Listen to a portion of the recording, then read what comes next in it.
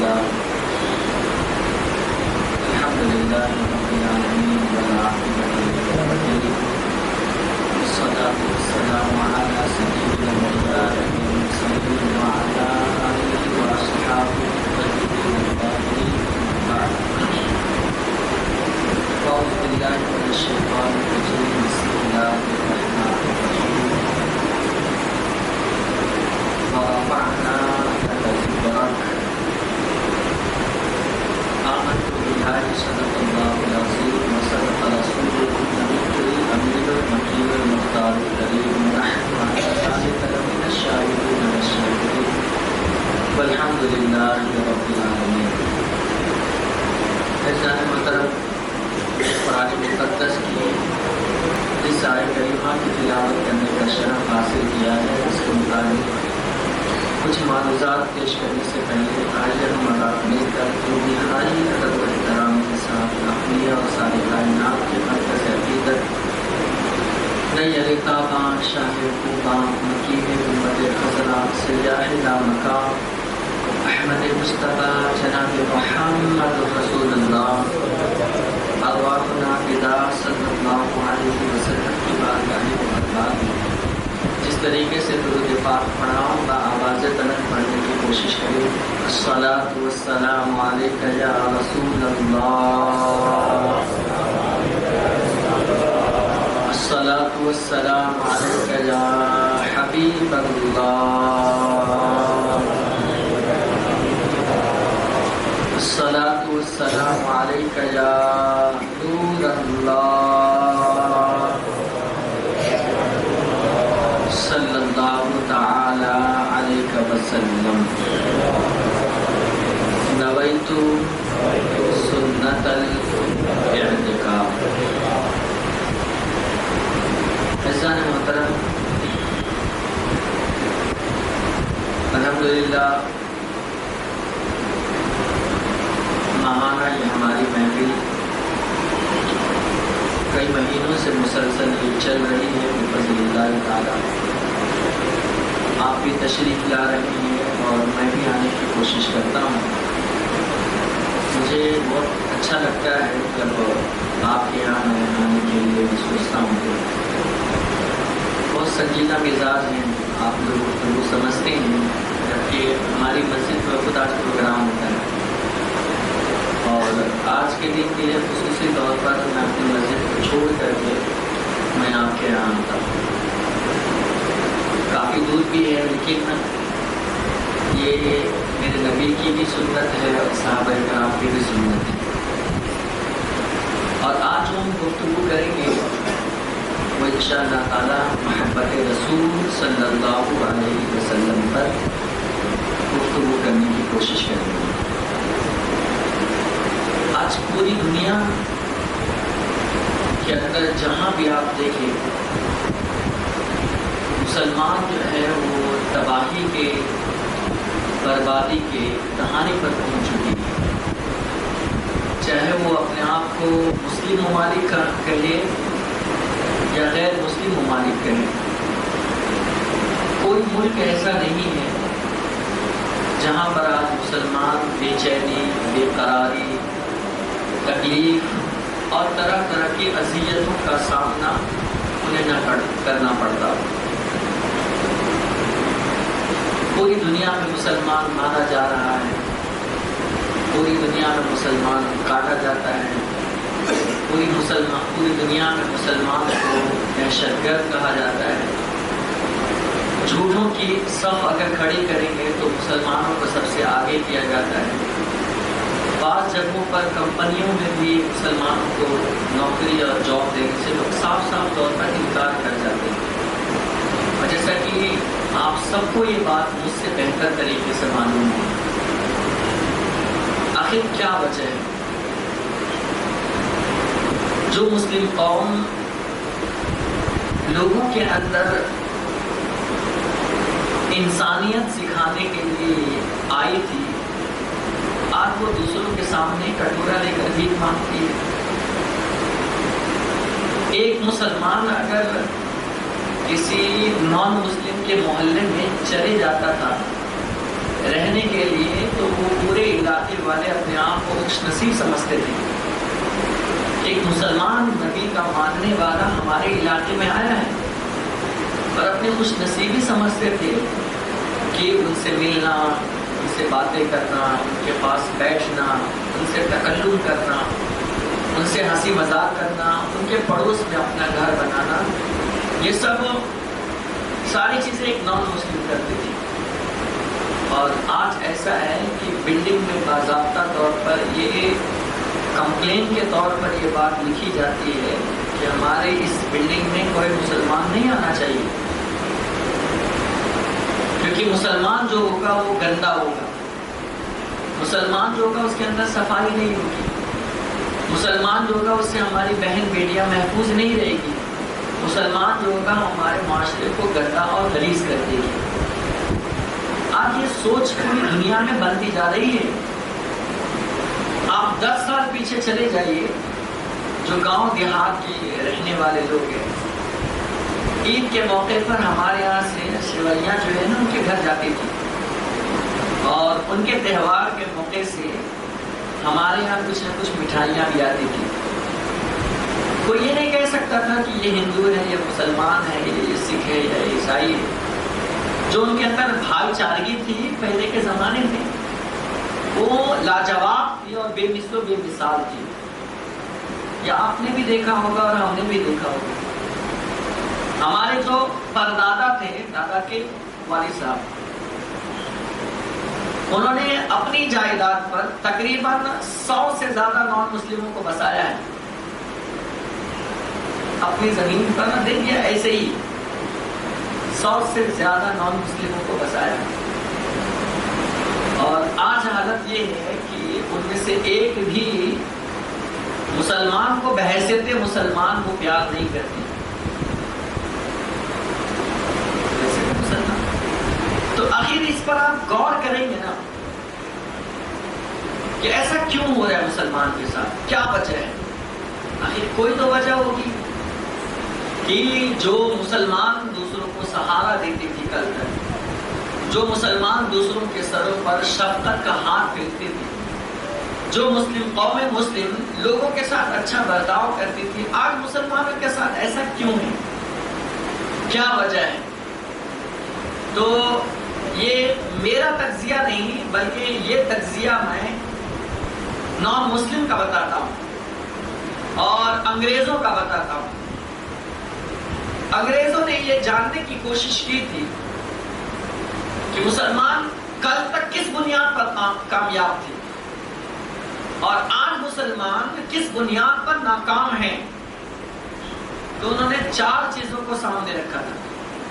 بہت غور کرنے کے بعد، بہت مسلمانوں کے درمیان بیٹھنے کے بعد، مسلمانوں میں ریسرچ کرنے کے بعد، ان کے پڑوس میں گھر لینے کے بعد، ان کے ساتھ اٹھنے بیٹھنے کے بعد 4 چیزوں کو انہوں نے سامنے رکھا تھا.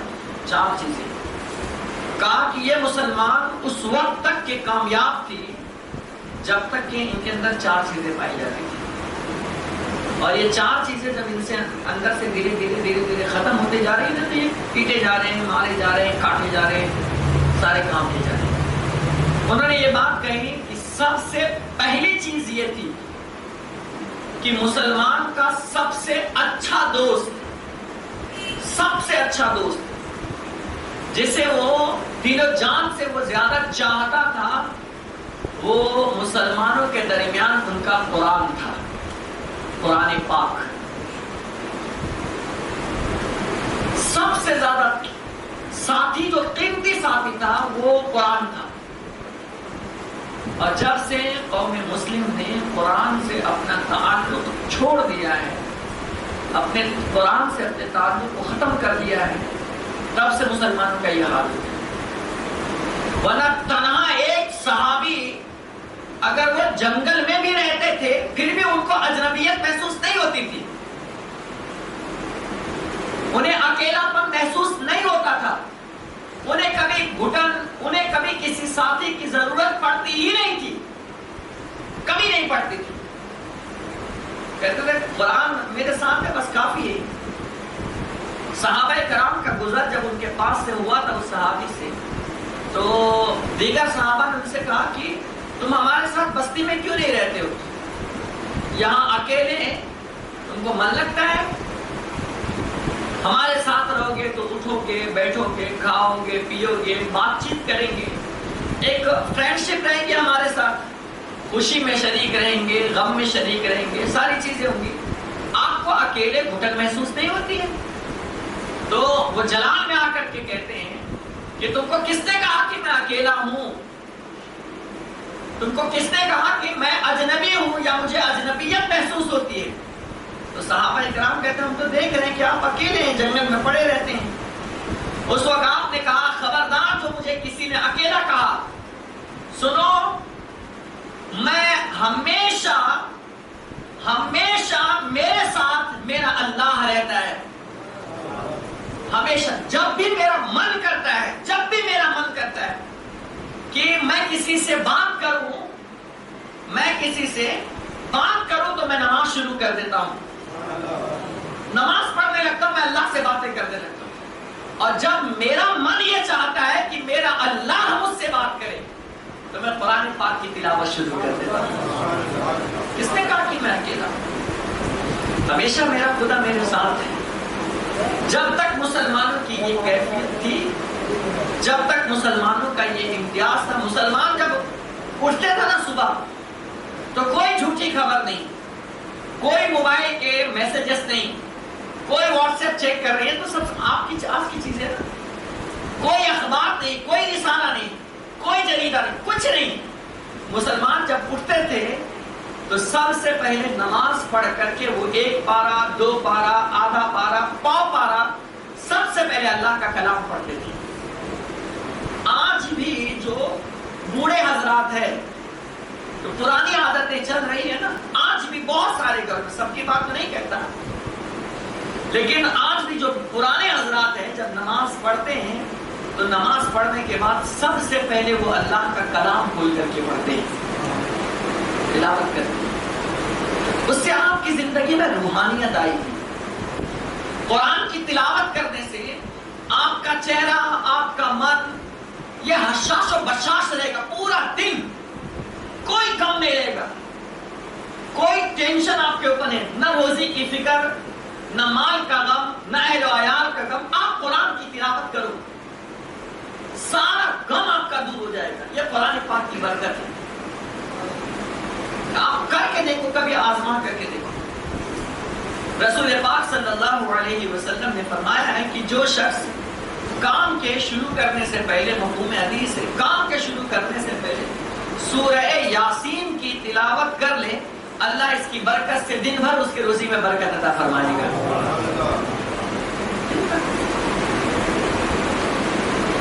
قرآن کی یہ تاثیر ہوتی ہے، قرآن کا دیکھنا ثواب، قرآن کا چومنا ثواب، قرآن کا چھونا ثواب۔ کبھی آپ صرف کچھ کرو مت، صرف قرآن کو ہاتھ ملو اور اس کو سینے سے لگا کر کے دیکھو، واللہ بتاتا ہوں آپ کو ایسا محسوس ہوگا نا میرا سارا غم چلا گیا۔ قرآن کو لو آپ اور اسے دل سے لگا لو سینے سے، اور تھوڑی دیر اسے چپکا کر کے رکھو، تصور کر کے دیکھو، آپ سینے سے اسے لگا لینا، آپ کو اتنی فرحت ہوگی نا، اتنا سکون ملے گا نا کہ جب صرف قرآن کو، اللہ کے کلام کو صرف سینے سے لگانے پر اللہ اتنا سکون عطا فرماتا ہے، تو جو انسان قرآن کی تلاوت کرتا ہوگا اللہ اسے کتنا سکون عطا فرماتا ہوگا۔ الا بذکر اللہ تطمئن القلوب، آگاہ ہو جاؤ، دلوں کا اطمینان تو اللہ کے ذکر سے ہی ہے۔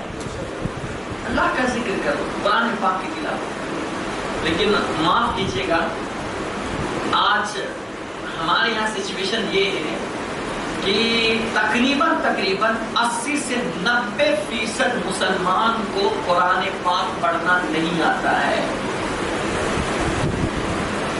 80 سے 90% کی بات کر رہا ہوں، 80 سے 90% کی بات کر رہا ہوں، ان کو قرآن پڑھنا نہیں آتا ہے۔ ان کو 50% کی بات کر رہا ہوں جو 5 وقت کی نمازی ہے، ان کو صحیح سے التحیات پڑھنا نہیں آتا ہے۔ 80% کی بات کر رہا ہوں، ان کو دعائے قنوت پڑھنا نہیں آتا ہے۔ اور ہم اپنے آپ کو مسلمان کہتے ہیں. جب سے مسلمان کا تعلق قرآن سے دور ہوتا گیا ہے نا تو یہ قوم مسلم ذلیل ہوتی گئی. اور یہ یاد رکھیے گا جس دل میں گندگی ہوگی, جس دل میں غلاظت ہوگی, جس دل کے اندر گناہ سے یہ پورا آلودہ ہوگا, اس دل میں اللہ کا کلام کبھی نہیں سما سکتا ہے. وہ دل کبھی بھی یاد خدا میں مست ہو ہی نہیں سکتا ہے. اللہ کا ذکر اور اللہ کی نورانیت ہمیشہ اسی دل میں بیٹھتی ہے جو دل پاک ہو, صاف ہو, شفاف ہو اور اچھی ہو. نورانیت کے اعتبار سے وہ دل اچھا ہو, ورنہ پھر اللہ کا کلام میں کوئی فائدہ نہیں. تو اسی لیے میری گزارش یہ ہے کہ آپ قرآن کے پابند بنیے, پڑھو. کسی بھی عمر میں آپ پڑھ رہے ہو پڑھو, لیکن قرآن پڑھو. اور دوسری چیز, ایسے استاذ کا انتخاب کرنا قرآن پڑھنے میں جو صحیح مخرج اور صحیح صفات کے ساتھ آپ کو پڑھائے. اگر آپ صحیح مخرج اور صحیح صفات کے ساتھ آپ نہیں پڑھو گے تو وہ پڑھنا آپ کا پڑھنا نہیں ہوگا, بلکہ وہ قرآن الٹا آپ پر لعنت بھیجے گا اور کہے گا کہ یہ کیسا آدمی ہے, میرا حق بھی ادا نہیں کرتا ہے. رب قارن للقرآن یلعنہ, میرے آقا نے فرمایا کہ بسا اوقات یہ قرآن پڑھنے والے پر لعنت بھیجنا شروع کر دیتا ہے. یہی قرآن آپ ثواب کے لیے پڑھ رہے تھے, آپ کو ثواب نہیں ملے گا, الٹا آپ پر لعنت برسے گی. اور اللہ سے یہ قرآن کہے گا مولا اسے ہلاک کر دے, اسے تباہ کر دے, اسے برباد کر دے, اسے ختم کر دے, اس لیے کہ اس نے میرا حق ادا نہیں کیا. اور اگر کوئی صحیح مخارج صفات کے ساتھ قرآن پاک کی تلاوت کرتا ہے نا تو قرآن اللہ کی بارگاہ میں کہتا ہے مولا اس کی روزی میں برکت عطا فرما دے, اس کی زندگی میں سکون عطا فرما دے, اے اللہ اس کی بخشش فرما دے. حتیٰ کہ دنیا میں بھی وہ آپ کے ساتھ رہے گا, قبر میں جاؤ گے اور عذاب کا فرشتہ آئے گا تو یہ قرآن سینہ سپر ہو کر کھڑے ہوگا اور اللہ سے کہے گا اللہ اگر میں حق ہوں, اگر میں سچا ہوں, تیرا کلام ہوں, تو اس بندے کو تو اس اپنے عذاب سے محفوظ کر دے, اس لیے کہ دنیا میں جب تک یہ زندہ تھا یہ میری تلاوت کیا کرتا تھا. آج میری ذمہ داری یہ ہے کہ میں اس کی حفاظت کروں. آقا نے فرمایا دو چیزیں میں تمہارے درمیان چھوڑے جا رہا ہوں, دو چیزیں انی تارک فیکم الثقلین, دو بھاری چیزیں تمہارے درمیان چھوڑے جا رہا ہوں. لن تضلوا بعدی ابدا, ہرگز تم میرے بعد تم گمراہ نہیں ہوگے, بھٹکو گے نہیں اگر تم نے اس کو تھام لیا. اس میں سے ایک ہے کتاب اللہ وعطرتی واہل بیت, اور حضور نے فرمایا ایک ہے اللہ کا کلام اور ایک ہے میری اہل بیت اطہار.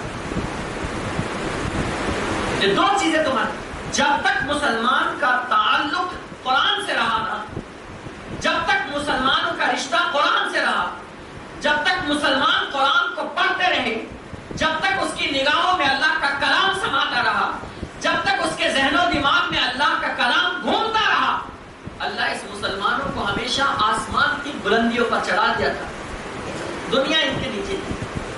اور جب سے مسلمانوں نے قرآن چھوڑ کر گانا, پکچر اور نہ جانے کون کون سی چیزیں دیکھنا شروع کر دیا نا تو اس کے سینے سے, اس کے ذہن سے قرآن منتقل ہو گیا, وہ کوئی اور گھر تلاش کرتے ہیں. اس نے قرآن پڑھی, اپنے محلے میں قرآن کی تعلیم کا آغاز کیجئے. اور یہاں تو ایسے بھی پڑھائی ہوتی ہوگی الحمدللہ, لیکن ہوتا کیا پتا ہے, قرآن کی تعلیم تو ہوتی ہے, ایک مدرس کے پاس 1 گھنٹے میں ہم 20-25 بچوں کو ٹھونس دیتے ہیں. 1 گھنٹے کے لیے کتنے بچوں کو ٹھونستے ہیں؟ 25 بچے, 30 بچے, اور امام صاحب کو کہتے ہیں سب کو آپ پڑھاؤ. میں آپ سے پوچھتا ہوں ایک چیز بتائیے, 1 گھنٹے میں 60 منٹ ہے نا, کتنا منٹ ایک بچے کو دے گا وہ؟ 20 بچے اگر ہیں, مثال کے طور پر 20 ہے, 20 کیا 60, 3 منٹ میں آپ کا بچہ کیا پڑھ لے گا؟ آپ کا کا بچہ کیا پڑھ لے گا، آپ کے بچے کے اندر کیا صلاحیت آئے گی جب آپ ٹھوس کر کے رکھو گے یا ایمان پر زبردستی کر کے رکھو گے، تو حال جو حال آئین کا وہی حال غائب کا ہے، کچھ نہیں آئے گا، وہ جاہل کا جاہل ہی رہے گا. پھر دعا کب پڑھائے گا، کلمہ کب سکھائے گا، اخلاق نبوی کب سکھائے گا، سیرت مصطفیٰ کب سکھائے گا، حدیث کب سکھائے گا، ماں باپ کا احترام کب سکھائے گا، بڑے چھوٹے کا ادب کب سکھائے گا، یہ سارے لحاظت کو کب سکھائے گا؟ آپ مجھے بتائیے. تو کیا ہونا چاہیے اس کی جگہ پر؟ اس کی جگہ پر ہونا یہ چاہیے آپ مدرس بڑھاؤ، پھر پیسہ لگیں گے، اور مسجد کے پاس کوئی ضروری نہیں کہ اتنا پیسہ ہو. کوشش یہ ہونی چاہیے کہ ہم پڑھنے والے جن کے بچے پڑھتے ہیں وہ فیس بڑھا کر کے دیں. کیا کریں؟ فیس بڑھا کر کے دے، اور اسی فیس سے اسے استاذ کا ان کی سیلری جاری ہونی چاہیے. میں آپ کو بتاتا ہوں میری مسجد کا الحمدللہ رب العالمین، میری مسجد میں تقریباً 6 مدرس ہیں. کتنے استاذ پڑھاتے ہیں؟ 6 استاذ پڑھاتے ہیں، اور 1 روپیہ بھی مسجد کا نہیں جاتا ہے. 1 روپیہ بھی ہم مسجد سے نہیں لیتے، اور 6 مدرس کو ہم نے رکھا ہے. اور اللہ کے کرم سے ہمارے یہاں حافظ بھی بچے بنتے ہیں، عالم بھی بنتے ہیں، عربی لینگویج بھی سیکھتے ہیں، پرشین یعنی فارسی لینگویج بھی سیکھتے ہیں، اور فرض علوم بھی سیکھتے ہیں، مبلغ بھی بنتے ہیں. جو سیکھنا چاہتے ہیں وہ ہمارے یہاں ساری چیزیں اویلیبل ہیں، ساری چیزیں اویلیبل ہیں الحمدللہ. 6 مدرس کو رکھا ہے، اور تقریباً 17 بچے عالم دین بن رہے ہیں. کتنے؟ 17 بچے. میری مسجد کی بات بتا رہا ہوں، اور کوئی رہتا نہیں ہے، رہنے کھانے پینے والا ہم نے نہیں رکھا ہے. پڑھو گھر جاؤ، پڑھو گھر جاؤ. 17 بچے عالم دین بن رہے ہیں، اور 10 بچے حافظ قرآن بن رہے ہیں، اور 60 کے قریب کم و بیش بچے ناظرہ اور قاعدے والے پڑھ رہے ہیں. اور اتنے کے لیے ہم نے کتنے مدرس ہائر کیا ہوا ہے؟ 6 استاذ. آپ سمجھ رہے ہیں؟ 6 استاذ. اور یہ جو 60 بچے آتے ہیں ایک ٹائم میں نہیں آتے، 3 ٹائم ہم نے اس کو ڈیوائڈ کر دیا، اور ایک استاذ کے پاس صرف 10 سے 12 بچے ہیں. اور سیلری کتنی دیتے ہیں ہم؟ 3 گھنٹے کی جو ناظرہ قاعدہ پڑھاتے ہیں، 3 گھنٹے کی ان کو ہم 12,000 کا سیلری دیتے ہیں. کتنی؟ آپ جوڑ لیجئے. حافظ قرآن جو بنا رہے ہیں ان کی سیلری ہم 3 گھنٹے کی نہیں بلکہ ان کو 2.5 گھنٹہ پڑھانے بولتے ہیں، اور 2.5 گھنٹے کی سیلری ہم 15,000 روپیہ دے رہے ہیں. کتنی دے رہے ہیں یہ بھی بتاؤ. وہ فیس بھی چلتی ہے تو رننگ فیس چلتی ہے. رننگ فیس کا مطلب یہ کہ ایک مہینہ بچہ پڑھ کے تب دے گا نہیں، آپ کو پڑھنا ہے تو پہلے فیس بھریے اور پھر پڑھائی کریے.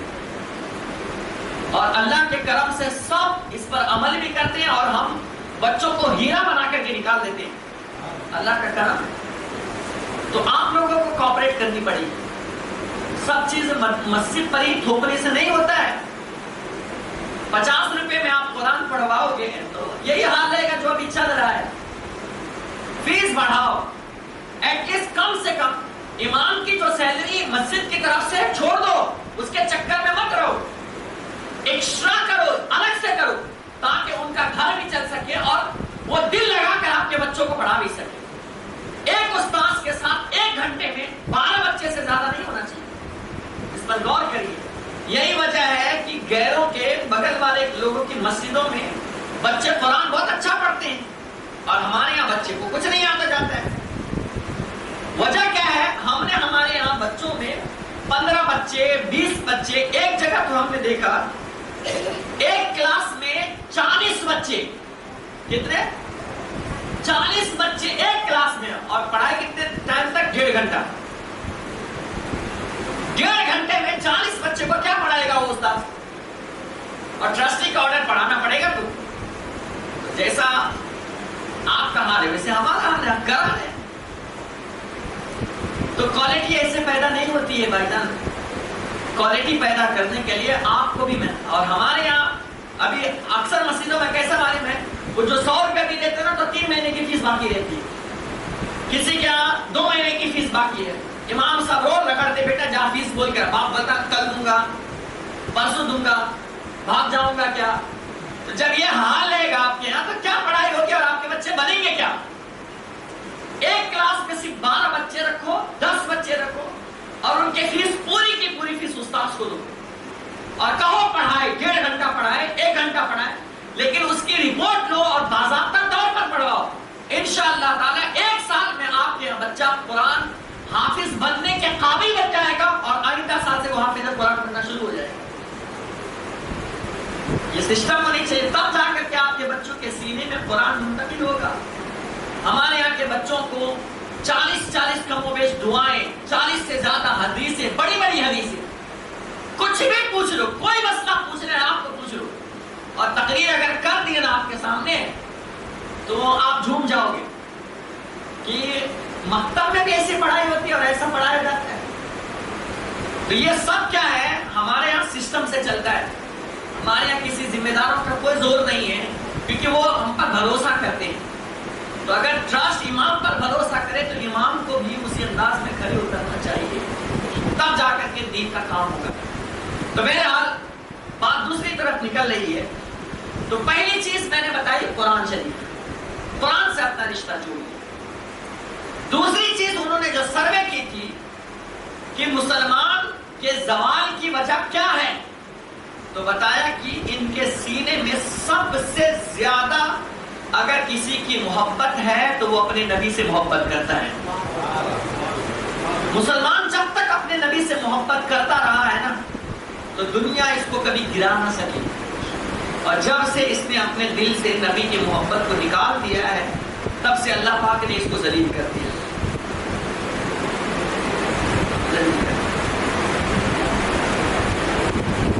ایاس ہارون رشید کے یہاں وہ وزیر تھا، ایک دن ایسا ہوا کہ بادشاہ نہانے کے لیے گیا تو اس ایاز نے اپنے بیٹے سے کہا کہ بیٹے تم بادشاہ کی خدمت پر رہو، جو وہ کہے فوراً سننا۔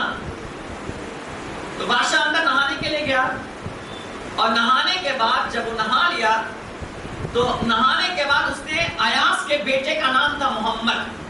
کیا نام تھا؟ بولیے کیا نام تھا؟ محمد۔ تو جب وہ نہا کر فارغ ہوا تو اندر سے آواز دی، او ایاز کے بیٹے، یہ نہیں کہا ہے محمد، کہا او ایاز کے بیٹے تولیہ مجھے دے دے۔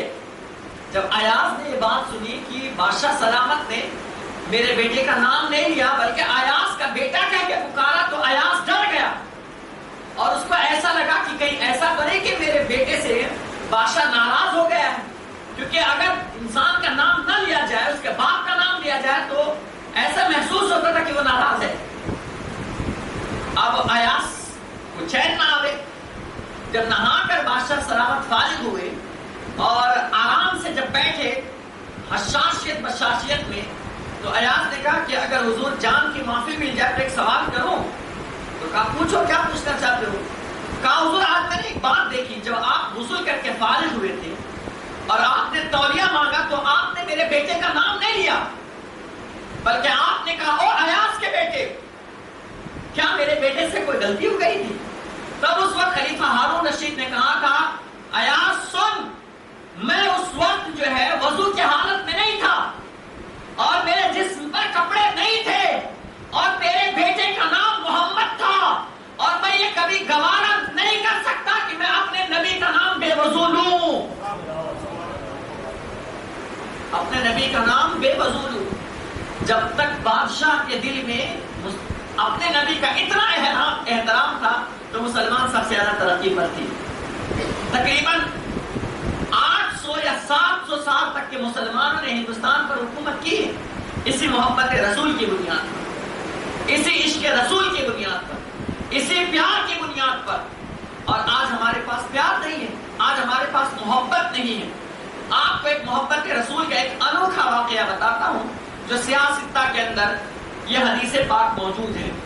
ایک یہودی کا لڑکا تھا، یہودی کا لڑکا ایک لوتا بیٹا تھا اپنے باپ کا، اور وہ یہودی کا گھر جو ہے وہ مدینہ طیبہ میں مسجد نبوی شریف سے قریب میں ہی تھا. ایک دن ایسا ہوا کہ حضور علیہ السلام صحابہ کرام کے درمیان بیٹھے ہوئے تھے, اور حضور جب بیٹھے تھے صحابہ کے درمیان تو ایسا محسوس ہو رہا تھا کہ تاروں کے بیچ میں کوئی چاند بیٹھا ہوا ہے. اور وہ یہودی بچہ روز میرے نبی کو دیکھتا, آتا جاتا. اس دن جو ہے اس کے باپ نے کچھ پیسے دیے اور کہا کہ بیٹے جا بازار سے کچھ سامان خرید کر کے لیا. وہ لڑکا جب گھر سے نکلا اور حضور کے چہرے پر اس کی نظر پڑی نا, وہ سامان لانا چھوڑ دیا اور جا کر حضور کی محفل میں بیٹھ گیا اور بیٹھا رہا, صرف حضور کے چہرے کو دیکھتا رہا. جب شام کا وقت ہوا نا تو وہ پھر لوٹ کر کے اپنے گھر گیا, اور باپ غصے سے تل ملائے کہ اس کو میں نے سامان لانے بھیجا تھا اور ابھی تک سامان نہیں لایا اس نے. اور غصے کی کیفیت میں آج اس کو سناؤں گا, بہت بولوں گا وغیرہ وغیرہ.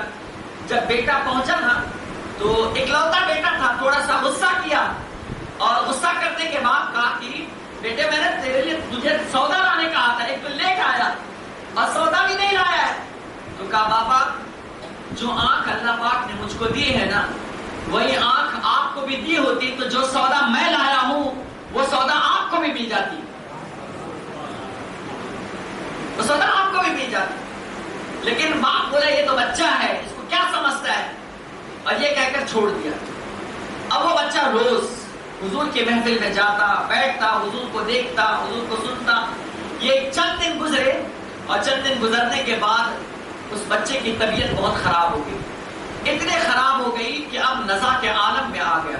اب قریب تھا کہ اس کا انتقال ہو جائے گا. وہ باپ دھاڑے مان کر کے روتا تھا, ایک لوتا میرا بیٹا ہے, اب اس کے علاوہ میرے بڑھاپے کا کوئی بھی سہارا نہیں ہے, کون ہے جو میری حفاظت کرے گا, کون ہے مجھے دیکھے گا.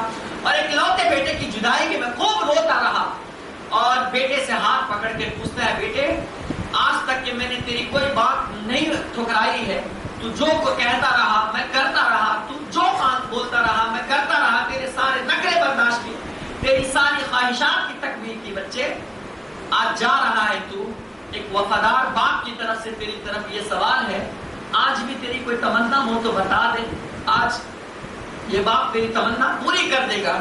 تو اس بچے نے کہا بابا اگر آپ یہ کہتے ہیں میری تمنا پوری کریں گے, تو کہا ہاں آج میں تیری تمنا پوری کر دوں گا, تو کہہ تو صحیح.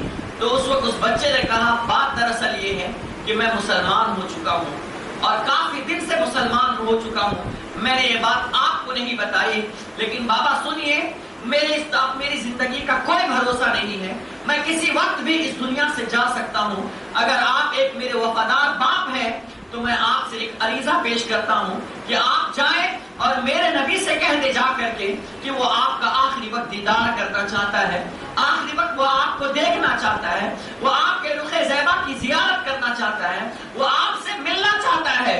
میرے بابا آپ جا کر میرے نبی کو بلا لے آئے نا. اتنا سننا تھا کہ وہ باپ کی آنکھوں میں آنسو تو تھے.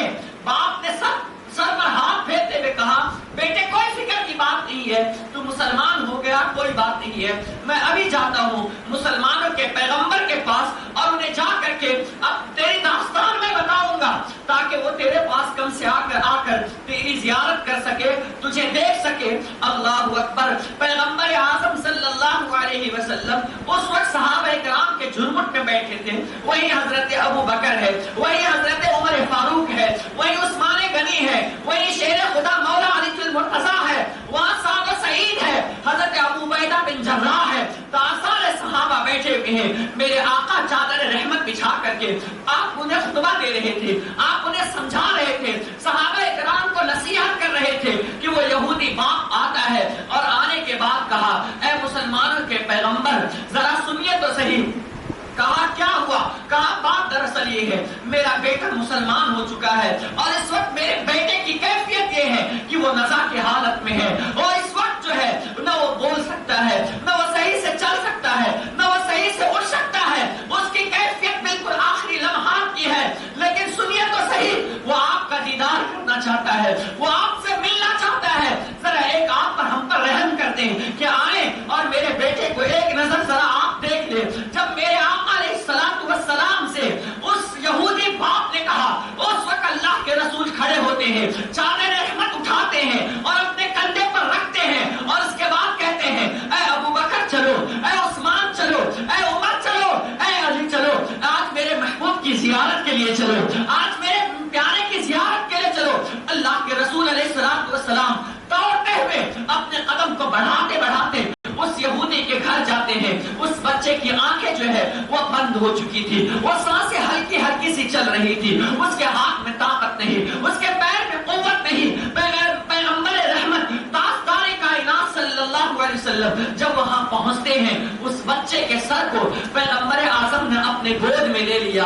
آہا کتنا خوش نصیب بچہ ہے، یہ ہے محبت رسول کا صلہ کہ آقا کریم علیہ السلام والسلام اپنے گود میں اس بچے کو سر رکھتے ہیں، اور وہ مبارک ہاتھ جسے قرآن کہتا ہے ید اللہ فوق ایدیہم، وہ مبارک ہاتھ کہ اگر اس پہ انگلی کا اشارہ کر دے تو چاند کے 2 ٹکڑے ہو جاتے ہیں، انگلی کا اشارہ کر دے تو ڈوبا ہوا سورج واپس آ جاتا ہے۔ وہ ہاتھ اگر حضرت علی کے آنکھ پر لگا دے تو آنکھ کی بینائی پھر سے واپس آ جاتی ہے، آنکھوں کی بیماری ختم ہو جاتی ہے۔ صحابی رسول کے ٹوٹے ہوئے ہاتھ پر میرے مصطفیٰ اگر ہاتھ پھیر دے، اللہ فوراً اس ہاتھ کو صحیح فرما دیتا ہے۔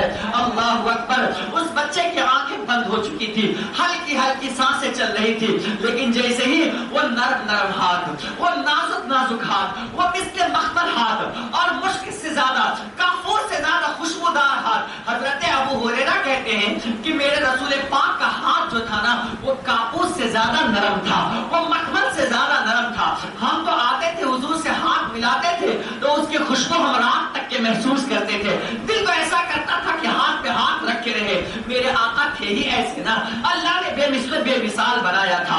حضرت حسان بن ثابت کہتے ہیں وَأَحْسَنُ مِنْكَ لَمْ تَرَ قَطُّ عَيْنِي وَأَجْمَلُ مِنْكَ لَمْ تَلِدِ النِّسَاءُ خُلِقْتَ مُبَرَّأً مِنْ كُلِّ عَيْبٍ كَأَنَّكَ قَدْ خُلِقْتَ كَمَا تَشَاءُ۔ یا رسول اللہ، آپ سے زیادہ حسین تو میری آنکھ نے کسی کو دیکھا ہی نہیں ہے، اور آپ سے زیادہ خوبصورت کسی ماں نے کسی بیٹے کو پیدا ہی نہیں کیا ہے۔ واہ اللہ اکبر۔ اور آگے فرماتے ہیں اللہ نے تو آپ کو بے عیب پیدا کیا ہے، آپ کو اللہ نے ایسے پیدا کیا ہے جیسے آپ چاہتے تھے، آپ کی منشا تھی۔ وہ آقا اپنا مبارک ہاتھ جو ہے اس بچے کے آنکھ پر جیسے ہی پھیرتے ہیں گویا اس کے جان میں جان آ گئی۔ وہ آنکھیں کھولتا ہے تو مصطفیٰ کا دیدار کرتا ہے، وہ اپنے مصطفیٰ کے جلوے کو دیکھتا ہے، وہ رخ والضحیٰ کو دیکھتا ہے، میرے رسول پاک کے چہرے کو دیکھتے دیکھتے وہ بچہ کہتا ہے یا رسول اللہ آپ آ گئے صلی اللہ علیہ وسلم، آپ نے ہم پر بڑا احسان کر دیا۔ میرے آقا اب میری جان بھی چلی جائے گی نا تو مجھے کوئی غم نہیں ہے۔ اب سوچیے جو وہ بچہ کتنا خوش نصیب ہوگا، اتنا بڑا اعزاز ایک محبت رسول کی بنیاد پر، ایک محبت رسول کی ایک پیار کی بنیاد پر حضور اپنا مبارک ہاتھ اس کے چہرے پر پھیرتے ہیں، کبھی اس کے سر پر پھیرتے ہیں، کبھی اس کے سینے پر پھیرتے ہیں، کبھی اس کی پیشانی کو بوسہ دیتے ہیں، کبھی اس کے رخسار کو بوسہ دیتے ہیں، اور وہ بچہ میرے مصطفیٰ کو دیکھتے دیکھتے دیکھتے دیکھتے اس دنیا سے چلا گیا۔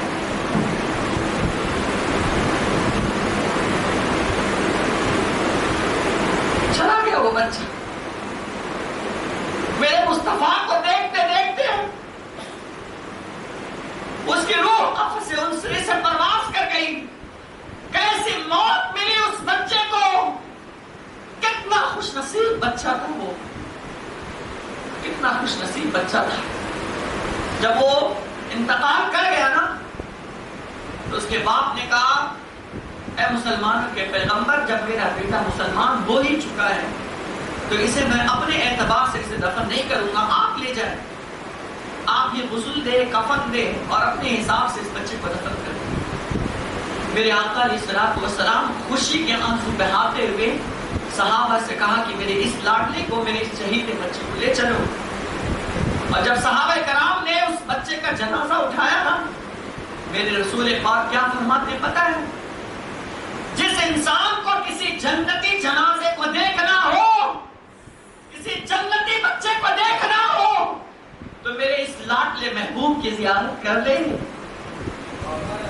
اس بچے کی زیارت کر لیں، یہ جنتی جنازہ جا رہا ہے، یہ میرے رسول نے اسے جنت کی بشارت دنیا میں عطا کر دی۔ یارو اس لیے تو کسی شاعر نے کہا ہے، سنا ہے آپ ہر عاشق کے گھر تشریف لاتے ہیں، میرے گھر بھی ہو جائے چراغا، میرے گھر بھی ہو جائے چراغا یا رسول اللہ۔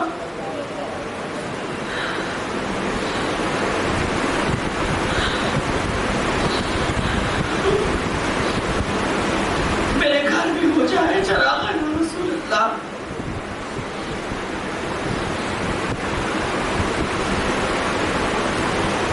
حضور ہمارے لیے سب کچھ، یہ جینا ہے، یہ مرنا، یہ زندگی کے ہر لمحے اللہ نے تو حضور ہی کے لیے دیے تھے۔ حضور نے فرمایا کسی کو جنتی بچہ دیکھ رہا ہونا تو اس کو دیکھ لوں۔ حضور نے خود اپنے ہاتھوں سے اس بچے کو غسل دیا ہے، اپنے ہاتھوں سے غسل دیا ہے، کفن پہنایا ہے، جنازہ پڑھایا ہے میرے آقا نے خود سے۔ اور جب قبر میں اتارنے کی باری آئی نا، صحابہ جا رہے، کہا نہیں تم نہ جاؤ اس کی قبر میں خود اتروں گا، میں خود اس کی قبر میں اتروں گا۔ اور جب میرے آقا علیہ السلام اس کے قبر میں اترتے ہیں نا، تو قبر میں اترنے کے بعد عموماً فطرت یہ ہوتی ہے کہ آدمی پورا پیر رکھتا ہے، پورا پیر رکھتا ہے، لیکن حضور علیہ السلام نے اپنا پورا پیر نہیں رکھا، بلکہ پنجوں کے بل چل رہے ہیں، اس کے اندر پنجوں کے بل چل رہے ہیں، پورا پیر نہ رکھا۔ صحابہ تو جو ہر چیز کو وہ نوٹ کرتے تھے، غور کیا تو آج حضور علیہ السلام قبر میں اترنے کے بعد وہ پورا پیر کیوں نہیں رکھ رہے، پنجوں کے بل کیوں چل رہے ہیں؟ اور دیکھ رہے صحابہ کی پسینے سے حضور شرابور ہو رہے ہیں، اور میرے حضور کا پسینہ ایسا تھا کہ حضور کا پسینہ جب نکلتا تھا صحابہ اس گلی کو پہچان لیتے تھے جس گلی سے حضور گزرتے تھے، اور مشک و عنبر سے زیادہ خوشبودار تھا میرے مصطفیٰ کا پسینہ۔ صحابہ اکرام کو ڈھونڈنے کی ضرورت نہیں پڑتی، پوری قبر جو ہے وہ خوشبو سے معطر، پسینے ہی پسینے میں ڈوبے ہیں حضور علیہ السلام، اور پنجوں کے بل چل رہے ہیں۔ صحابہ نے اس چیز کو غور کیا، بہرحال حضور اپنے مبارک ہاتھ سے اس بچے کو لحد میں اتارتے ہیں، قبر میں اتارتے ہیں۔ یہی وجہ ہے کہ صحابہ کا عشق رسول تو بہت جدا ہے، بتاتا ہوں آگے آپ کو، وقت میں گنجائش رہی تو گفتگو کریں گے۔ بہرحال حضور نے اپنے مبارک ہاتھوں سے اس بچے کو قبر میں اتارا، اور پھر مٹی پاٹی گئی اور بچے کو دفنا دیا گیا۔ جب مسجد نبوی میں آقا علیہ السلام تشریف لاتے ہیں اور صحابہ اکرام بیٹھتے ہیں، تو صحابہ اکرام نے عرض کیا، یا رسول اللہ صلی اللہ علیہ وسلم آج ہم نے ایک نئی چیز دیکھی۔ کہا کیا؟ میرے صحابہ بتاؤ کیا دیکھا ہے تم نے؟ حضور علیہ السلام سے عرض کرتے، یا رسول اللہ آپ جب قبر میں اترے ہیں تو آپ نے اپنا پورا پیر آپ نے اس قبر میں کیوں نہیں رکھی، پنجوں کے بل کیوں چل رہے تھے، اور آپ کے جسم سے، حضور کے جسم سے اتنا پسینہ کیوں نکل رہا تھا؟ تو میرے آقا نے فرمایا، جانتے ہو میں اپنے پنجوں کے بل اس لیے چل رہا تھا، اللہ پاک نے جنت سے اتنی حوریں بھیجی تھی اس کی زیارت کے لیے کہ قبر میں پیر رکھنے کی جگہ ہی نہیں تھی، جگہ نہیں تھی، اور اتنی بھیڑ تھی کہ ان کی گرماہٹ کی وجہ سے میرے جسم سے پسینے آ رہے تھے۔ یہ اعزاز اس بچے کو کیوں ملا؟ فقط محبت رسول کی بنیاد، صرف پیار کی بنیاد پر، عشق رسول کی بنیاد پر حضور نے اپنے ہاتھ سے اس بچے کو کفنایا بھی، اس بچے کو دفنایا بھی، جنازہ بھی پڑھا، اور اس کے قبر میں خود حضور اترتے بھی ہیں۔ یارو اگر آپ کی بھی محبت ایسی ہو جائے گی نا، آپ کے دل میں بھی حضور کا پیار ایسا سما جائے گا، کوئی دیکھے نہ دیکھے ہمارا ایمان ہے تو زندہ ہے واللہ، تو زندہ ہے واللہ، میرے چشم عالم سے چھپ جانے والے اگر حضور چاہ لیے تو انشاءاللہ آپ کی قبر میں بھی ضرور تشریف لے کر کے آئیں گے، اور اپنے مبارک ہاتھوں سے آپ کو بھی دفنائیں گے۔ بس شرط یہ ہے کہ آپ محبت کرو، شرط یہ ہے کہ نبی سے پیار کرو، شرط یہ ہے کہ نبی سے عشق کرو۔ امام احمد بن حنبل رضی اللہ تعالی عنہ یہ حدیث لائے ہیں، فرمایا کہ نبی کی محبت جو ہوتی ہے، حبک الشیء یعمی ویسم، کہ اگر کسی چیز کی محبت تیرے دل میں ہو جائے نا تو وہ محبت انسان کو اندھا بنا دیتی ہے اور بہرا بنا دیا کرتی ہے۔ آپ کسی سے محبت ہوا ہوگا، آپ بھی کسی کو چاہتے ہوں گے اور ہم بھی کسی کو چاہتے ہیں. کوئی اپنی بیوی سے محبت کرتا ہے، کوئی اپنی ماں سے محبت کرتا ہے، کوئی اپنے باپ سے محبت کرتا ہے، کوئی اپنے استاد سے محبت کرتا ہے. اور انسان جس سے بہت زیادہ ٹوٹ کر محبت کرتا ہے، ٹوٹ کر، تو پھر وہ انسان اس کے اندر کوئی عیب نہیں دیکھتا، کوئی عیب نہیں دیکھتا. ایک چھوٹے بچے کو آپ دیکھیں، اگر اس کو سائیکل پسند آ گئی نا، سائیکل پسند آ گئی، اگرچہ وہ اس وقت چلانے کے قابل نہیں ہے، سائیکل پسند آ گئی تو وہ لڑ کے رو کے باپ کو منا کے ماں کو منا کے بھائی کو منا کے جس کو منا کر کے ہو وہ لے کر رہتا ہے، کیونکہ اس کے دل میں سب سے زیادہ اسی کی محبت سمائی ہوئی ہے. کسی لڑکے کو اگر کسی لڑکے سے پیار ہو جائے، وہ لڑکی کیسی بھی ہے، باپ کہتا ہے بیٹا مت کر، وہ کہے گا نہیں. ماں کہتی ہے اس کے خاندان والے اچھے نہیں، وہ کہے گا نہیں. دوست سمجھائیں گے، وہ کہے گا نہیں، بلکہ سب سمجھا دے، لیکن وہ اس کے پیار میں اندھا ہو گیا ہے، وہ اس کے پیار میں بہرا ہو چکا ہے. اس کے آپ جتنی کمیاں بتاؤ گے نا، وہ اس کے اندر اور خوبیاں تلاش کرے گا. نہیں، میری تو یہ جو جس سے میں شادی کرنے والا ہوں اس کے اندر تو اتنی خوبی ہے، اس کے خاندان والے غلط ہے نا، لیکن وہ تو اچھی ہے نا، وہ میرے سے بڑی اچھے سے بات کرتی ہے. اور 24 سو کر اٹھے تو وہی لڑکی، سوئے تو وہی لڑکی، رات میں بات کرے تو وہی لڑکی، بات کرے تو اسی کے بارے میں. کیوں؟ سب سے زیادہ آپ کے دل میں اسی کی محبت بیٹھی ہوئی ہے. لیکن اے مسلمان، یہ تو مجازی محبت کر کے تو اتنا بڑا عاشق بن رہا ہے جس میں دھوکہ بھی ہو سکتا ہے، اور ہزاروں لڑکیوں نے ہزاروں کو دھوکہ بھی دیا ہے. لیکن واللہ اگر یہ محبت تو میرے مصطفیٰ سے کر لے گا نا تو اللہ تجھے جنت الفردوس عطا فرما دے گا، جنت الفردوس عطا کرے گا. یہ محبت کرنا ہے تو اپنے نبی سے محبت کر، اپنے آقا سے محبت کر. حضرت امام فخر الدین رازی رحمت اللہ تعالی علیہ تفسیر رازی میں فرماتے ہیں، یا حبیبی الناس یطلب رضائی وانا اطلب رضاک. اے میرے حبیب، اللہ کتنا پیار کرتا ہے اپنے نبی سے، پتہ ہے کتنا پیار کرتا ہے. کہ یا حبیبی الناس یطلب رضائی، اے میرے حبیب ساری کائنات کے لوگ میری خوشی چاہتے ہیں، وانا اطلب رضاک، لیکن اے میرے حبیب میں تمہاری رضا چاہتا ہوں، میں تمہاری خوشی چاہتا ہوں. خدا کی رضا چاہتے ہیں تو عالم، خدا چاہتا ہے رضائے محمد صلی اللہ علیہ وسلم. اور آپ ضرورت اس عمل کی اپنے دل میں حضور کی محبت کو بٹھاؤ، حضور کا عشق بٹھاؤ، حضور کا پیار بٹھاؤ. آپ کو پتہ نہیں ہے کہ آقا علیہ الصلوۃ والسلام ہماری اور آپ کی خاطر رات رات بھر جاگ کر کے دعا کرتے تھے، رات رات بھر جاگ کر کے نمازیں پڑھتے تھے.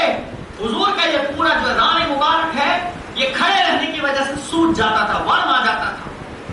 پوری رات دعا کرتے تھے اور ایک ہی جملہ کہتے تھے، اے اللہ میری اس گناہگار امت کو میرے حوالے فرما دے، اے اللہ میری اس گناہگار امت کو میرے حوالے کر دے.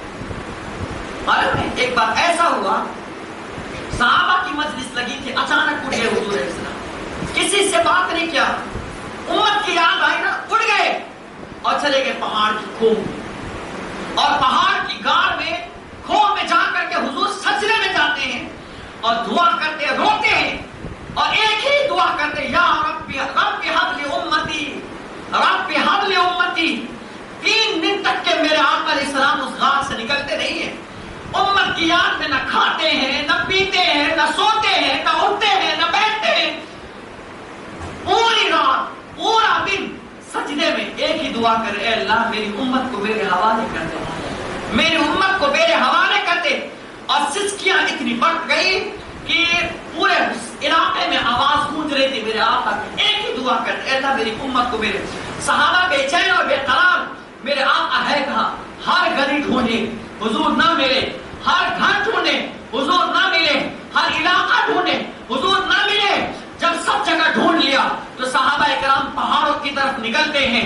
جب پہاڑ کی طرف آئے تو وہاں چرواہوں کو دیکھا جو बकरियां चराते थे। पूछा कि ए लोगों बताओ, ए बकरी चराने वाले, क्या तुमने यहाँ मोहम्मद रसूलुल्लाह को देखा है? क्या तुमने पैगंबर आज़म को देखा है? कहा नहीं, हमने तो यहाँ किसी रसूल को नहीं देखा है, हमने तो यहाँ किसी पैगंबर को नहीं देखा है, हमने तो यहाँ किसी इंसान को नहीं देखा है। लेकिन सुनो, यहाँ एक गार से जो है, इस गार से 3 दिन से रोने की आवाज आ रही है, और जब से उस गार से रोने की आवाज आ रही है ना, ये हमारी बकरियां भी न कुछ खाती है न कुछ पीती है। वो बकरियों के आंखों से भी आंसू रवा है, आंसू बह रहे हैं, न वो कुछ खा रही है न वो कुछ पी रही है। हम उन्हें हटाते हैं, कहीं और ले जाते हैं, उन्हें चारा ला करके देते हैं कि बकरियां कुछ खा लो, लेकिन 3 दिन हो गए तब से इस गार से रोने की आवाज आ रही है ना, हमारी बकरियां भी नहीं खाती है। वो सहाबा समझ गए, हो ना हो, कोई हो ना हो, यहाँ तो मेरे आका होंगे, मेरे मुस्तफा जान रहमत होंगे। अल्लाह अकबर। जब सहाबा किराम वहां पहुंचते हैं तो क्या देखा, मेरे आका का सर सजदे में रखा हुआ है और खूब ज़ारो कतार रो रहे हैं और एक दुआ कर रहे हैं, ऐ अल्लाह मेरे इस गुनाहगार उम्मत को मेरे हवाले कर दे, इनकी बख्शिश कर दे। कयामत के दिन आदम की उम्मत से लेकर के कयामत तक के लोगों के उम्मतें मौजूद होंगी, मेरी उम्मत तक मौजूद होगी, सबका हिसाब और किताब लिया जाएगा। मेरे मौला मेरी उम्मत गुनाहगार है, ऐ मेरे मौला मेरी उम्मत खताकार है, ऐ अल्लाह मेरी उम्मत को माफ फरमा दे। हजरत अबू बकर सिद्दीक कह रहे हैं, या रसूल अल्लाह अपने सर को सजदे से उठा लीजिए, अल्लाह पाक आपको रुसवा नहीं करेगा, लेकिन सर नहीं उठा रहे। हजरत उमर ने कहा, हजरत उस्मान गनी ने कहा, हजरत अली ने कहा, सहाबा कह रहे हैं या रसूल अल्लाह उठा लीजिए, अल्लाह आपको रुसवा नहीं करेगा। लेकिन हुजूर अलैहिस्सलाम ने अपना सर न उठाया तो सहाबा इकराम ने कहा कि सैयदा फातिमा के पास चलो, वो अगर आकर के कहेंगे तो हुजूर अपना सर उठा सकते हैं। अब सैयदा फातिमा आती है और सैयदा फातिमा ने कहा, बाबा सर उठा लीजिए ना। फिर भी हुजूर अलैहिस्सलाम अपनी उम्मत की जान में खूब रो रहे हैं, खूब आंसू बहा रहे हैं, अल्लाह मेरी गुनाहगार उम्मत का ख्याल रखना, माफ कर दे इनको। आप सर नहीं उठाए, कहा बाबा उठा ले सर। जब नहीं उठाए ना हुजूर अलैहिस्सलाम, तब सैयदा फातिमा कहती है, बाबा अगर आज आप सर नहीं उठाएंगे तो आपकी बेटी अगर सर सजदे में रख दी तो कयामत तक के लिए आपकी बेटी सर सजदे से नहीं उठाएगी, वरना सर उठा लीजिए आप। जब ये जुमला सैयदा फातिमा ने कहा ना, तो बेटी होती है ना, तो बेटी के इस जुमला के कहने पर मेरे आका अलैहिस्सलाम अपना सर सजदे से उठा दिए। मुझे बताओ, ये 3 दिन तक के हुजूर किसके लिए रोए? हमारे और आप जैसे गुनहगार उम्मतियों के लिए। और आप किसके रास्ते पर चल रहे हो? आप किसके नक्शे कदम पर चल रहे हो? सुबह से लेकर शाम तक के आपका किसका किरदार आपने अपनाया हुआ है? किसकी रविश पर आप चले? जरा सोचो। हुजूर की वो कुर्बानियां जो रात भर आपके लिए जागते थे, कल कयामत के दिन हुजूर अगर आपका गिरबान पकड़ करके आपसे पूछ लिया कि बता, तेरे लिए मैंने इतना आंसू बहाया है, तूने मेरे लिए क्या किया है? तेरे लिए मैंने तो अपने चचा की कुर्बानी पेश की है, अपने सहाबा इकराम की जान का निछावर मैंने तेरे लिए कर दी है, तूने मेरे लिए क्या किया है? तब क्या जवाब दोगे? कयामत के दिन है जवाब? है आपके पास जवाब? है जवाब देने के लिए? बताओ। हजरत अबू बकर सिद्दीक को मेरे रसूल ने दुनिया में जन्नत की बशारत दी थी, लेकिन हजरत अबू बकर सिद्दीक रज़ी अल्लाह ताला अन्हु कहते, काश मैं परिंदा होता और एक दरख्त से दूसरे दरख्त पर उड़ करके जाता, यहां से वहां खाता, लेकिन जब मर जाता तो अल्लाह पाक मुझसे सवाल तो नहीं करता, लेकिन मैं कयामत के दिन अल्लाह की बारगाह में जाऊंगा तो अल्लाह मुझसे सवाल करेगा और अल्लाह मुझसे पूछेगा, मैं क्या जवाब दूंगा अपने खुदा? और ये सोच करके रात भर रोते थे। और मुसलमानों, आपके पास तो 5 वक्त की नमाज भी नहीं है और इतने बेफिक्र घूमते हो, नचनियों के रास्ते पर चलते हो, शराबियों के रास्ते पर चलते हो, फैशन बाज बनते हो। कयामत के दिन रसूलुल्लाह को क्या मुंह दिखाओ? और जवान से ही तो असल इस्लाम की आबियारी है, जवान से ही तो इस्लाम को बका है, जवानों से ही तो इस्लाम उभरा हुआ है। और आज का जवान किसके रास्ते पर चल रहा है? उनके बाल देखो तो चर्सियों के अंदाज के, ان کے بال دیکھو تو شیطانوں کے انداز پر، ان کے بال دیکھو تو کافروں کے انداز پر، ان کے بال دیکھو تو ان مکاروں اور عیاشیوں اور یہودیوں کے انداز پر بال رکھے ہوئے۔ آپ کو رسول اللہ کی سنت پیاری نہیں ہے؟ آپ کو رسول اللہ کا طرز عمل پیارا نہیں ہے؟ داڑیاں کٹا کٹا کر کے گچھوں میں پھینک رہے ہو۔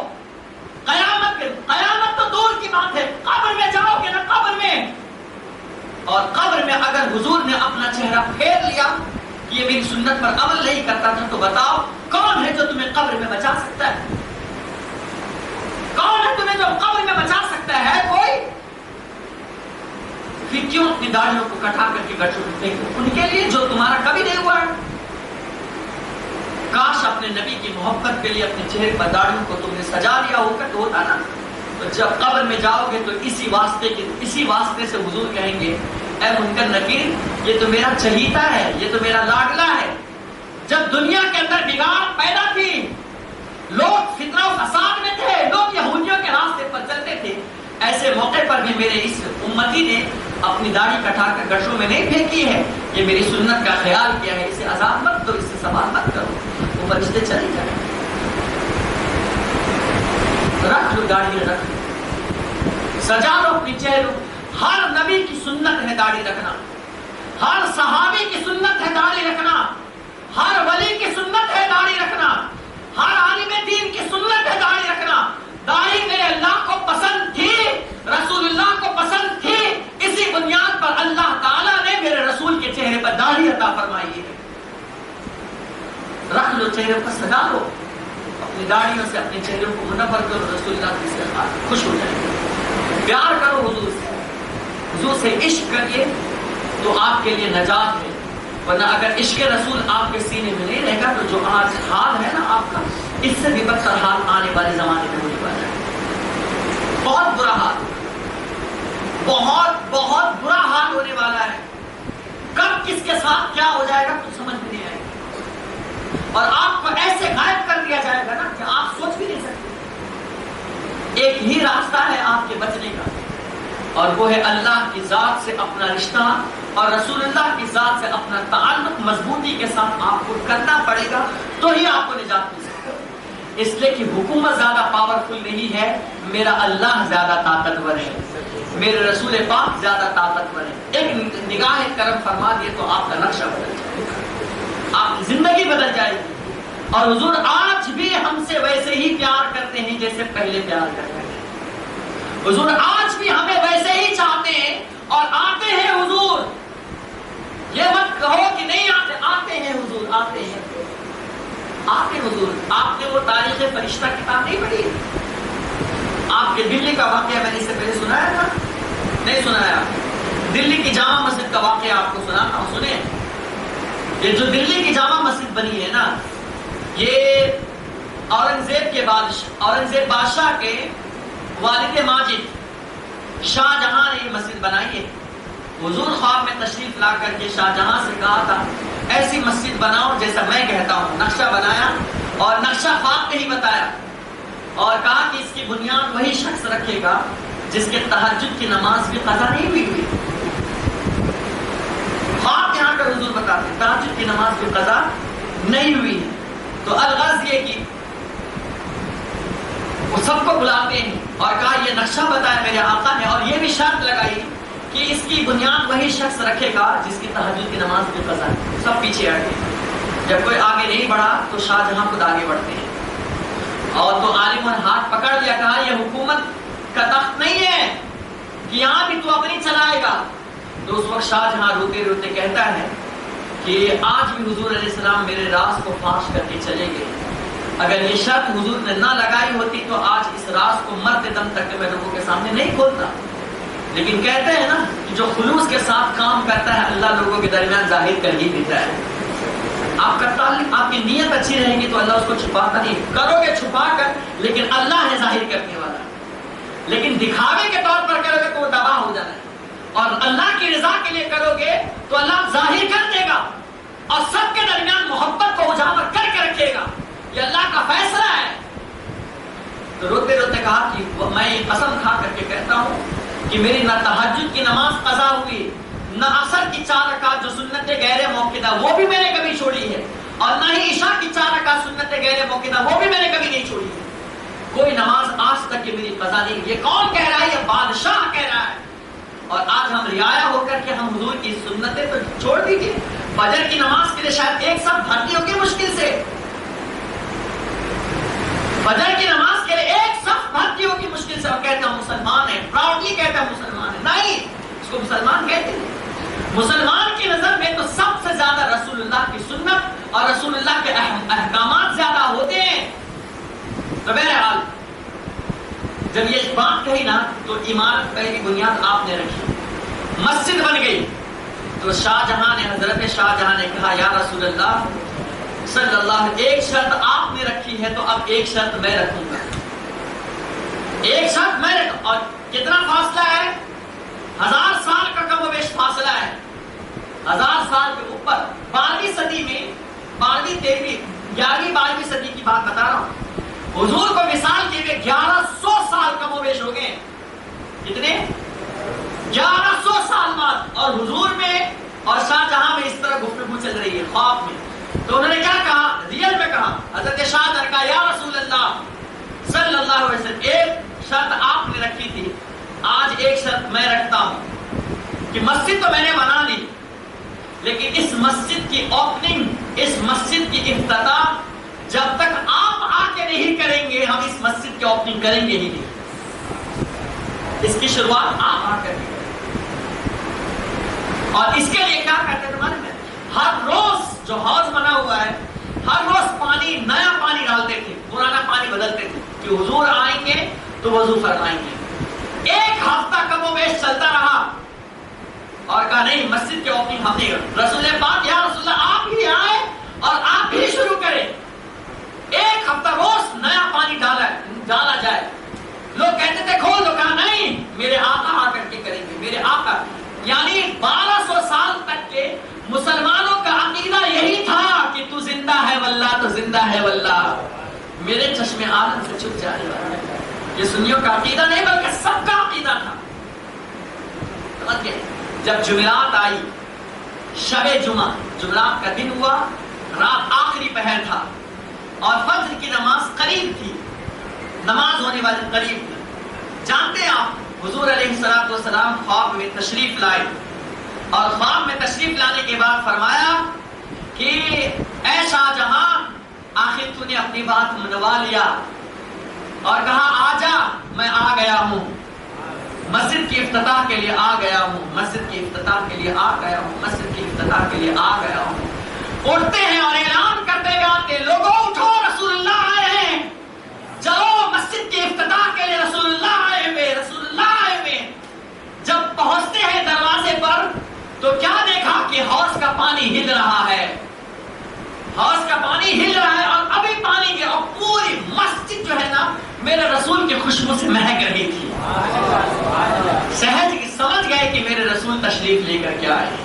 آج بھی اس جگہ کو جالیوں سے گھیر دیا گیا ہے، آج بھی وہ جگہ ہے جہاں حضور تشریف لا کر کے جس پر بیٹھ کر آپ نے وضو کیا تھا، آج بھی دلی کی جامع مسجد میں موجود ہے کہ میرے حضور 1200 سال بعد تشریف لائے تھے۔ آج بھی زندہ ہے میرے آقا، اور قیامت تک زندہ رہے گی۔ لیکن کچھ لوگوں کی عقلیں کھلتی نہیں ہیں، وہ کہتے ہیں یہاں سے سلام مت پڑھو، وہیں جا کر کے کرو، یہاں سے وہ نہیں سنتے ہیں۔ نادان، ذرا تو دل سے پکار کر کے تو دیکھ، میرے حضور کس کی نہیں سنتے ہیں؟ انسان تو انسان، وہ پرندوں کی بھی سنتے ہیں، جانوروں کی بھی سنتے ہیں، کائنات کی ہر شے کی وہ سنتے ہیں، حضور سب کے سنتے ہیں۔ ذرا دل تو رکھو، دل رکھو۔ وہ حضور تشریف جا کر جاؤ، چلے جاؤ، دلی کبھی گھوم کر آؤ، جامع مسجد، اور صرف وہ جگہ دیکھ کر کے آنا جہاں اس کو گھیرا گیا کہ نہیں، پھر بھی اس جگہ پر رہ کر کے بھی لوگوں کی آنکھیں نہیں کھلتی ہے کہ میرے حضور زندہ ہے۔ جب حضور وہاں سے یہاں آ سکتے ہیں، شاہ جہاں کی آواز کو سن سکتے ہیں، تو کیا ہماری اس مسجد سے یا نبی سلام علیکہ نہیں سن سکتے؟ مصطفیٰ جان رحمت نہیں سن سکتے؟ کعبے کے بنو دجا تم پہ کروڑوں درود نہیں سن سکتے؟ کیوں نہیں سن سکتے؟ اس کا مطلب یہ کہ ان کے عقیدے میں کہیں نہ کہیں کھوٹ ہے، اس لیے ان کا عقیدہ ایسا ہے۔ میرے حلقہ تو یہاں کیا، اگر کالے پتھر پر کالی چوٹی رہے اور ایک دم گہرے غار میں وہ رہے اور وہ چوٹی بھی وہاں سے اگر میرے مصطفیٰ کو وہ پکارتی ہے تو میرے مصطفیٰ اس کی پکار کو بھی سننے کے لیے تیار ہے۔ دور و نزدیک کے سننے والے وہ کان لالے کرامت پہ لاکھوں سلام، کان لالے کرامت پہ لاکھوں سلام۔ اللہ پاک ہم سب کو محبت رسول میں جلائے، محبت رسول میں موت دیں۔ اللہ پاک عشق رسالت ہمیں عطا کریں، نماز کی توفیق عطا فرمائے۔ سب سے پہلے ایک ہی نصیحت کروں گا، اس محفل میں اتنے دیر بیٹھتے ہو، نماز کے پابند بن جاؤ، اور کچھ نہیں میں آپ سے کہتا، نماز کے وقت پر آ کر کے نماز پڑھا کرو، اپنی مسجد کو آباد کیا کرو، نماز پڑھو، حرام کاری کو چھوڑ دو، جائز کام اختیار کرو۔ اللہ پاک آپ کو جہاں بھی رہو گے آپ کو خوشحالی عطا فرمائے۔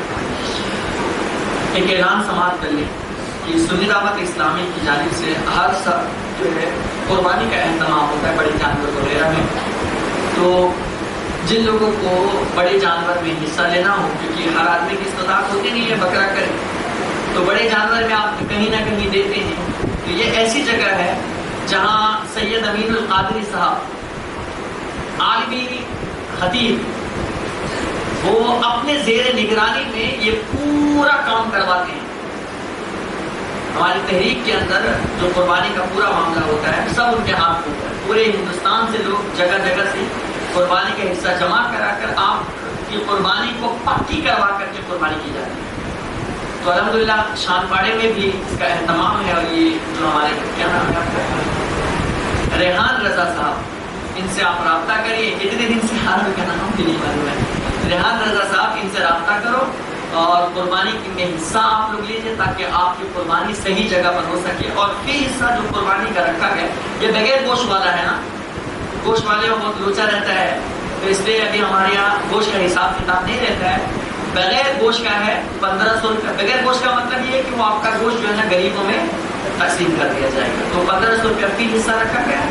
آپ ان سے رابطہ کر کے آپ قربانی میں حصہ لینے کی کوشش کریں۔ اللہ پاک ہم سب پر کرم فرمائے۔ آج وقت زیادہ ہو گیا ہے، صرف سلام پڑھ کے ہم فوراً دعا کر لیں گے۔